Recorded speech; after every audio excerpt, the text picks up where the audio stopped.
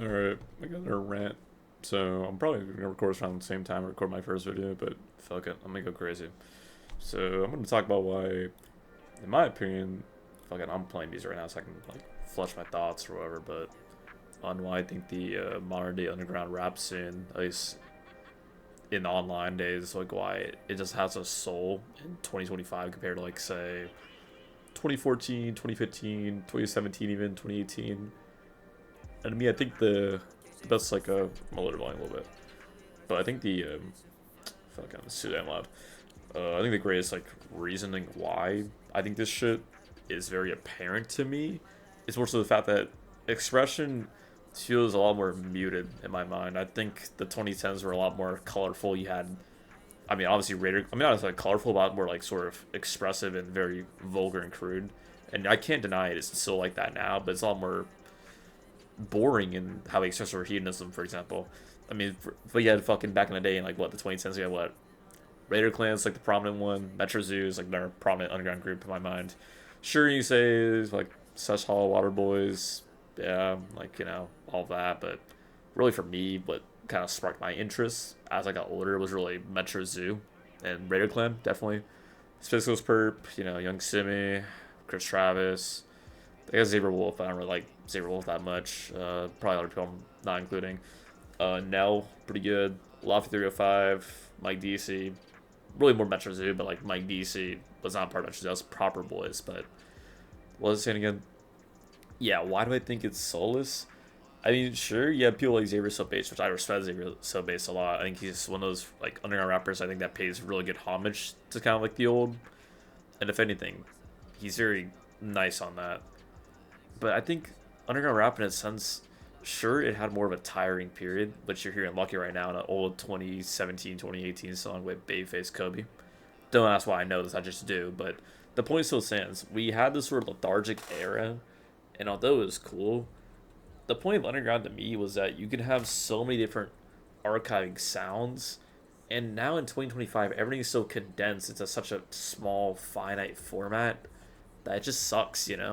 Because, like, let's think about all the things we had. We had Black Ray, for example, making emo rap and stuff like that. We had, I don't know, I mean, I don't really like Lil Peep that much anymore, but when I was 14 in 2016, Lil Peep was the shit. You had, Sisu Herb, obviously, with the grimy fucking Memphis sound, with, like, Blackland, fucking Radio being the obvious ones. I mean, P&W is really good. The Winter Tapes. There's so much shit with SGP. We go on and on. I can make a separate video about that. You had Metro Zoo with their fucking bombastic fucking I Love Weed sort of sound that was overly hedonistic, but in a very fun, bubbly, cloud rappy manner. I mean, Ruben Slick being probably one of the greatest you'll ever see. It's a shame that guy's too fucked in the head. Man, that's another story in itself. Later on the line, you had Plug, okay, Playboy Cardi, Mexico Dro, Diego Money. I go on and on about this. Bufak Mookie in the modern day, Tetsuko, Bravo Hunted's like it's actually endless. But plugin itself was another adjacent underground like era where it had a lot of soul, right? And then now we just and really the big kicker for me is like Tread or Thread from like the old Working on Dying era, right? That sort of era for me encapsulated why I love the underground so much. Icy synths, high BPM, fucking high octane, just sort of fuel that just drives you to fucking be a psychopath at anything you do. Like when you're driving, when you listen to that like old Black Ray with those old We're Gonna Dying beats, fucking Christ, it's beautiful. But that's sort of thing I'm getting at here, right? When you have things like Rage that came out like what, like 2020, it's very adjacent to like what's the name, to Thread, but it's a lot more, in my opinion, cringe and not really unique sounding and more annoying. But yeah, I think the big thing about like Thread and stuff like that is that it just feels very soul. I mean, not Thread, Rage. That it is. It's just an adjacent, more or less soulless like copy of that. And I guess there is some sort of like nuance in this. I think Jerk was one of the cool newer things. I think Xavier Subase all those 1C guys were doing. That was pretty cool. There was Central Core back in like 2020, like 4J and all of them with the Jules Up. That was kind of cool. I'll give you that, man. I'll probably go to hell if I listen to that shit, but it's cool. I mean, there's High C with all of his like old sort of beats where I mean, he's High C's probably my favorite like rappers of all time. His sort of like what's the name? Focus on texture was one of the greatest things I thought of when like listening to his old mixtapes back in the day. like the fact that he focused on more or less texture on cloud rap was, in my opinion, perfect. I'm trying to think about what else I can talk about here with underground rap, but in my mind, what like pictures to me is like annoying is when you see people like, I don't know, like Jadis or whatever, what are trying to be like a plug and be sort of thing, and it just sounds very tacky and soulless. I think some of the best plug stuff were, in my opinion, like back in fucking 2017, 2018. I'm old, so for reference, I'm like what 22. So yeah, I mean, Summer's old shit was incredibly good. Like what Bell World 2, fucking Revival, that was some good shit. I'm trying to think of more else. I mean, you're probably hearing some old plug like mixes right now from this old SoundCloud thing I made like a bit ago. This old Mexico drill beat here with King Groceries. Fucking King Groceries was on that shit too from Gotham Money. Oh, man. The biggest thing I think you should get away from this whole video is more or less how there are so many different archiving pieces and how everything was so seamlessly together. And yes, you can make the argument that okay, we still have that now, but in my opinion, you can't deny that it just isn't the same compared to how it used to be. There's just no way. Like, I mean, no offense, but like, you know, it just isn't there. I mean, sure, you have modern day rappers like, I mean, Cardi nowadays. He pays homage to, you know, old Atlanta trap music with the whole Swamp Izzo thing. I never got why people hated it. I thought Swamp Izzo was cool. I thought the whole beat tech thing was awesome. You know, I mean, this is the epitome of like Atlanta trap music. So I love that shit. You know, if you don't love it, you're just a hater, respectfully. But I'm trying to think what else I should be talking about.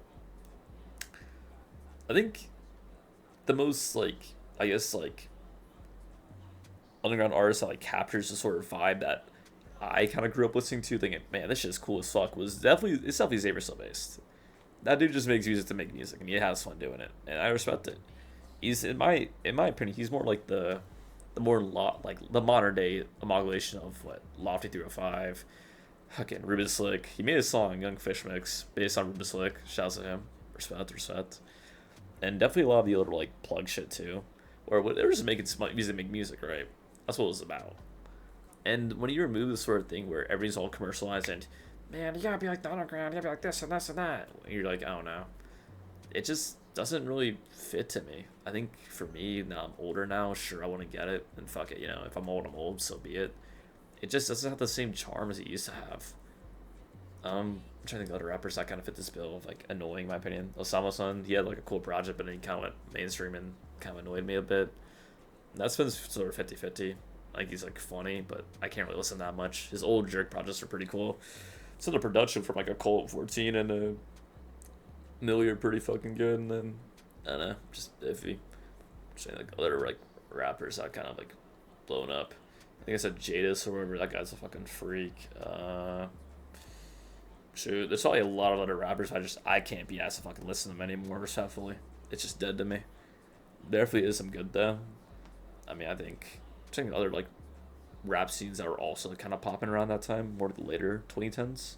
Surf Gang, a lot of Yo Johnny shit, Polo Perks, Casper, or PPG Casper at the time. Stacey Money, that's actually the most underrated rapper of all time, or Plug. Like, the thing is, there's so many adjacent directions, and I know I'm probably definitely rambling over again until I talk to myself over and over again, but it just seems like underground music, it just will never be the same, and that's okay. In a sense, I think we kind of had a renaissance, or like a golden period, and the golden period for me is like 2012 to 2018. Yeah, I consider it the golden period, or golden age, where everything was just fucking coming out. So many different fucking meshing art, just music all together on SoundCloud or fucking Bandcamp even, or just random fucking rips off YouTube. Like, it was a time to be alive, and if you weren't there, you weren't there. And if you know the Thousand Man Fonny song, shout out to you. Come fucking end the video.